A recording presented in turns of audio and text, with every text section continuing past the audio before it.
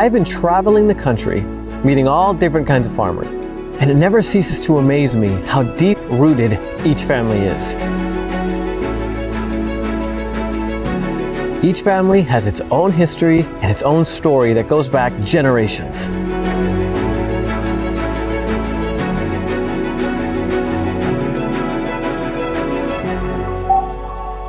Today, I'm talking with Colin 슐라우스키 with the 슐라우스키 Potato Farms here in the meadows of Northampton, Massachusetts. And here he is now. So nice to meet you. Nice to meet you. Thanks for having me here. And your last name is 슐라우스키, am I saying that right? Yes, you are. And where is that from? That is from Poland. Okay, so that's where the family originally came from. J.R. 슐lausky, my great-great-grandfather, came from Poland in 1910. Where we are standing is the Northampton Meadows, where he grew his first crop of potatoes. So that makes you what generation? The fifth generation. Fifth generation of potato farmer here in this land. Well, JR picked an amazing spot. This place is stunning.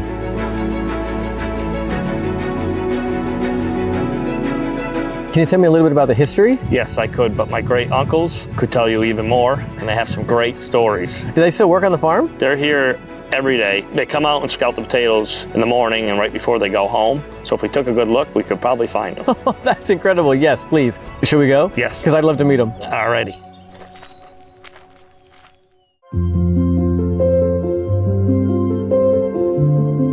Before we get to them, can you tell me about this structure? I noticed your name on the front of it. This old building is one of JR's potato houses. When he first came over, he built this. And it's very important to me because my grandfather and my uncle's ashes are spread out behind it. So who do we have here? I have my great-uncle Frank. Frank, nice to meet you. My great-uncle Chet. Chet. Nice to meet you. Nice to meet you. So what can you tell me about the history of this farm? Who founded the farm? Grandfather, J.R. And your grandfather came over from where?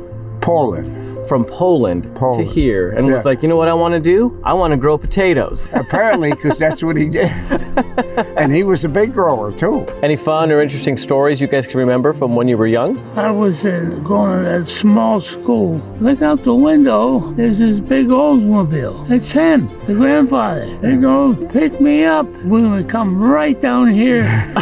There already was a tractor sitting here waiting for me. He'd pick you up in that big old Oldsmobile and bring you right to work. How old were you when that was happening? 6, 7. 6 and 7 years old. You guys were driving tractors. We were young and didn't know nothing but work. J.R. and my father, they taught us the right way. We weren't hanging around the streets. You weren't hanging around the streets. You were hanging around the fields. And how many years would you say you've actually worked on the farm? She's 87, so 83 years you've been working. 83 years.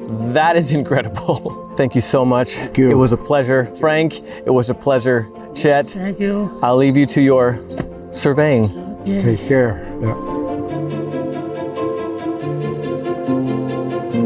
So tell me, what is it about this region that makes it great for growing potatoes? So we have the Connecticut River that runs through our farmland and it makes our soil very, very rich.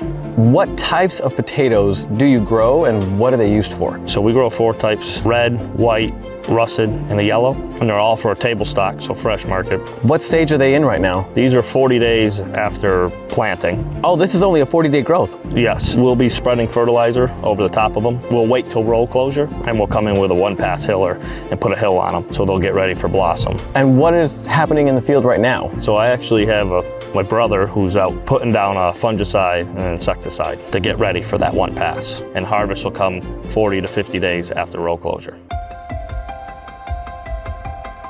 So here we are at the hub of your operation where the potatoes come as soon as they're pulled out of the ground. I see crates, I see giant bags of potatoes, trucks, and a lot of activity. Can you tell me a little bit about what's going on in there? We harvest our potatoes into a bulk truck. It came from the field, comes to our wash plant. And from there, the potatoes will be washed, graded, and sorted. They will cool for about 8 to 12 hours.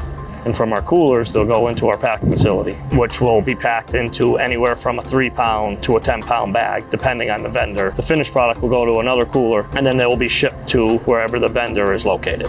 Where do you guys ship and what makes this location ideal for where you ship? So we ship in the major cities in the East Coast. Being in Massachusetts, we are centrally located. We can get to our major cities, Boston, New York City, Philadelphia, from 2 to 5 hours. So you're just really close to all of these major cities.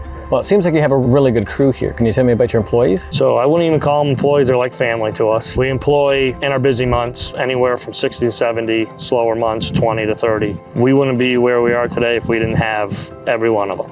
Beyond all the work that the community does probably at this farm, is there anywhere you guys like to go to just unwind, have fun? So we like to go out to the Connecticut River there, which splits Hatfield, Hadley, Sunderland, Northampton, where all our farm fields are. We like to go on the boat, fishing, so. Is this the water you guys also use to irrigate your farms? Yes, so we have 8 pivots hooked to this river. We water usually 1 to 2 times a week if needed. This year, we've been very lucky not water any of our crops. We had maybe 1.5 to 2 inches every 7 days. So we've been very lucky this year. Really? So you haven't had to water your crops at all this year? Not at all this year. We've been very blessed. Oh, that's incredible. Do you think the soil also might play a factor into that? Yeah, so we have a little sandy loam with some clay in it. So when it does rain, it holds its moisture. With all of your knowledge and everything you've learned from being a farmer, what advice would you give to somebody who is considering becoming a potato grower? You gotta have thick skin because things change very rapidly. And you have to have a good family support group. Not just working with the family, but outside the work environment. Our family is very close. We have a thing called Patio Sunday, where my father makes hand-cut French fries and brags how good they are to us while we're watching the football games. Was that your way of inviting me to Patio Sunday? Yes, we are actually having one tonight. Can you please join? Yes, please. As soon as you said hand-cut French fries, I was like, you're gonna take me there, right? Here we go. All right.